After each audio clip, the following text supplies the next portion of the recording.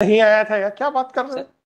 ये जो case number दिया आपकी गया है, आपकी जो भी सोच होगी वो आप अपने पास रखिए। हमारा केस भी कानून के रजिस्टर। जब कोर्ट में खड़े हैं तो कानून उससे बात कीजिए। आप तो कानून बताओ मेरे को, कोर्ट में खड़े हैं यार।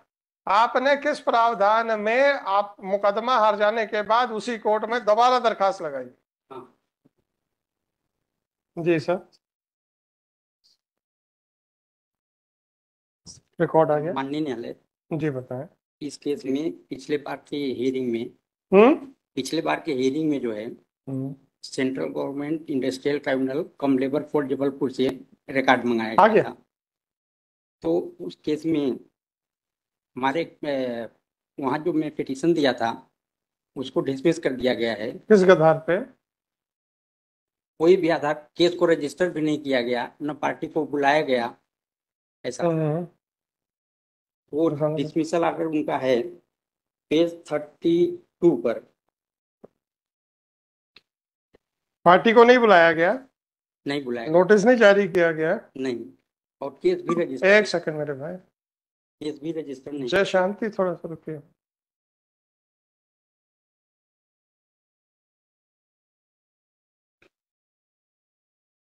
मैनेजमेंट तो आया था। नहीं आया मैं, था सर। मैं, क्या नहीं आया था यार, क्या बात कर रहे हैं? सर, ये जो केस नंबर दिया आपकी गया है, आपकी जो भी सोच होगी वो आप अपने पास रखिए। हमारा केस भी कानून के रजिस्टर। जब कोर्ट में खड़े हैं तो कानून उससे बात कीजिए। मैनेजमेंट की तरफ से वकील साहब आए थे। माननीय न्यायालय, इस पिटीशन में मेरा केस भी रजिस्टर नहीं किया गया था। ये जो रिकॉर्ड के हिसाब से ये आपका रिकॉर्ड क्या? ये जो एक मिनट, छोटेलाल शाह जी हैं आप? हाँ। आपका केस नंबर क्या है? 10/17। हाँ, वो पुराना केस था सर। तो आप किस ये केस इस की केस बहस को कर रहे हैं? रजिस्टर ही नहीं किया गया था। आप कौन से केस की बहस करने वाले हैं? हमारा वहां पर जो है अरे भाई, आपने जो केस नंबर अपने पिटीशन में लिखा है वही केस की फाइल मेरे पास है। रिकॉर्ड उसी केस का है जिस केस का नंबर आपने अपनी पिटीशन में लिखा हुआ है। पेज नंबर 5 पे आइए।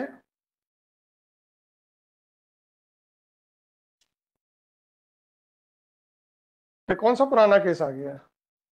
ये पुराना केस है हमें क्या करना है? माननीय न्यायालय। आपने जिस केस के बारे में पिटीशन लगाई है वो रिकॉर्ड मेरे पास है। उस केस में बहस करें।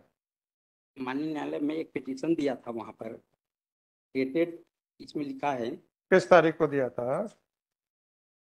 14/12/22 को दिया था। वो पेज कौन सा है भाई? पेज 17 से 26 तक। 14/12/22।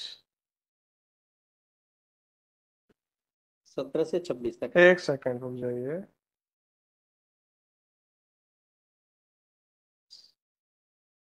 कौन सी दरखास्त दी थी आपने? वो P2। P2 ये किस प्रावधान में दी थी? फ्रेश पिटीशन में दिया था। फ्रेश पिटीशन कैसे लग सकती है? एक पिटीशन जब आपकी चल रही थी तो आपकी फ्रेश पिटीशन नहीं, कैसे लग? वो डिसमिस हो गया था।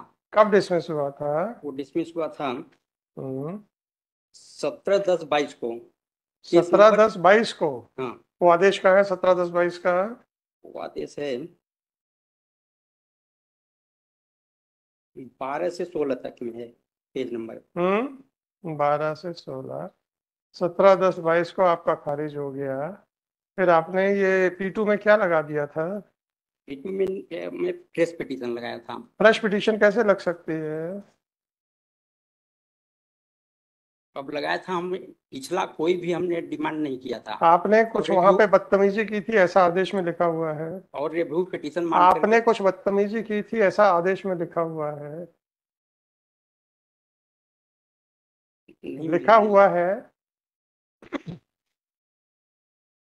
लेबर कोर्ट ने अपने आदेश में लिखा है कि आपने ये चीजें बदतमीजियां की हैं वहां पे। चलिए ठीक है सर, आपकी मर्जी है। आपने ये जो P2 की दरखास्त लगाई किस किस प्रावधान में लगाई थी? इंडस्ट्रियल डिस्प्यूट में जो है, किस प्रावधान में लगाई थी? शेड्यूल में ही इंडस्ट्रियल डिस्प्यूट किस एक्ट प्रावधान में लगाई थी? शेड्यूल में कौन? इंडस्ट्रियल डिस्प्यूट एक्ट 1947 सेक्शन बताइए। सेक्शन नहीं दिया गया था। आपको सेक्शन नहीं मालूम? नहीं, सेक्शन नहीं लिखे थे हम। आज शेड्यूल बताइए। शेड्यूल में ही केस जाते हैं वहां पर। अरे तो किताब ले लीजिए, कौन से में गया था बताओ। उसमें शेड्यूल का कोई नाम नहीं था, उसमें कई इश्यूज थे, इसलिए हमें नहीं मालूम है, एक आदेश पारित हो चुका था, तो आप किस प्रावधान में दोबारा दरखास्त लगा सकते थे वहां पे। और जब कोर्ट ने आपसे पूछा तो लेबर कोर्ट के सामने आपने बदतमीजियां की हैं, ऐसा आदेश में लिखा हुआ है।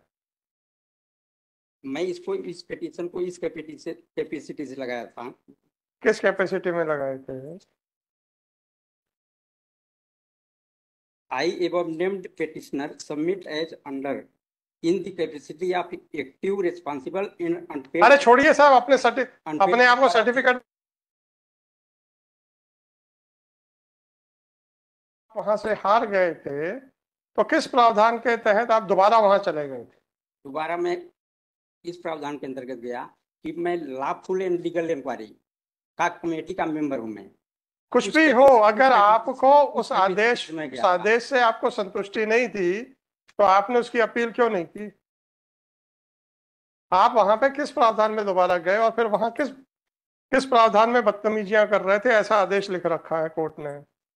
उसमें मैं बदतमीजी पता नहीं, कोर्ट ने लिखा, मैं थोड़े था वहां पे। तो और आज आप अच्छे से बहस कर रहे हैं सर।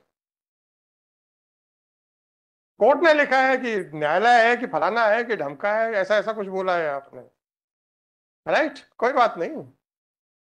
आप तो कानून बताओ मेरे को, कोर्ट में खड़े हैं आप, आपने किस प्रावधान में आप मुकदमा हार जाने के बाद उसी कोर्ट में दोबारा दरखास्त लगाई? मेरी कैपेसिटी है कि मैं legal and lawful inquiry committee का मेंबर हूँ, उस कैपेसिटी से मैं लगाया हूँ। आप किसी का भी मेंबर रहे हैं, किसी प्रावधान में तो लगेगी कि आप अपनी मर्जी से या कहीं पर भी लगाएंगे।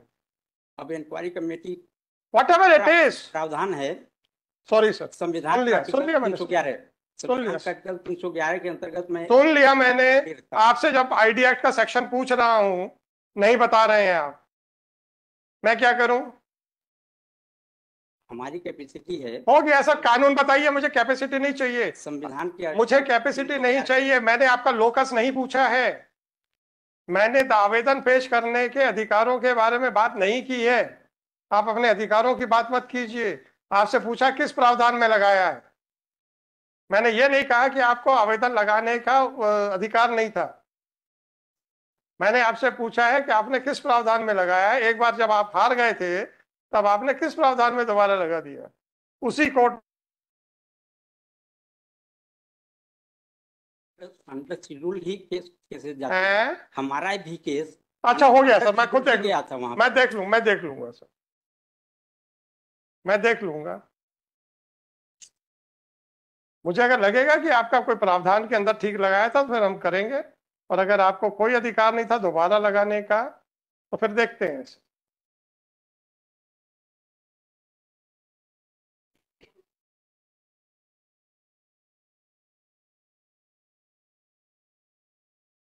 चलो, आइटम नंबर 28 श्री काशिम अली